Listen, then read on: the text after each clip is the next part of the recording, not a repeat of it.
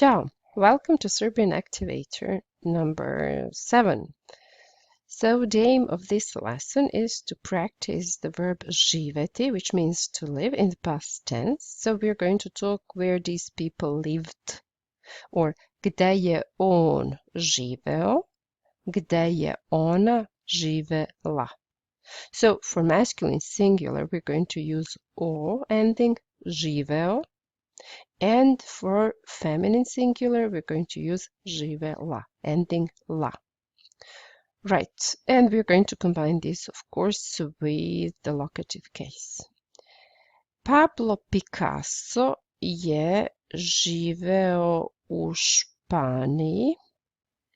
Znači Španija, Španiji. Dobro.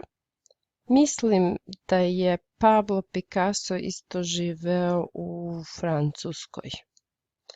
Znači, Pablo je živeo u Španiji i Francuskoj. Frida je živela u Meksiku. Sigmund Freud je živeo u Austriji i Švajcarskoj. William Shakespeare je živeo u Engleskoj.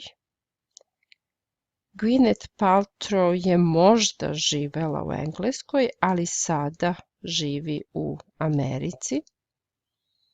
I Petar Petrović Njegoš je živeo u Crnoj Gori.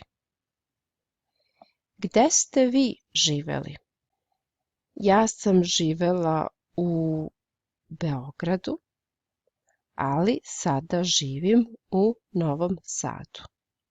Moja mama je živela u Šapcu, u Beogradu, u Banja Luci, a sada živi u Novom Sadu.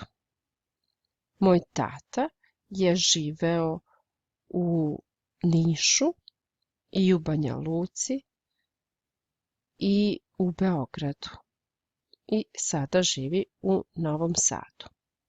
Gde ste vi živeli? Gde su živeli vaši roditelji? Napišite mi u odgovor.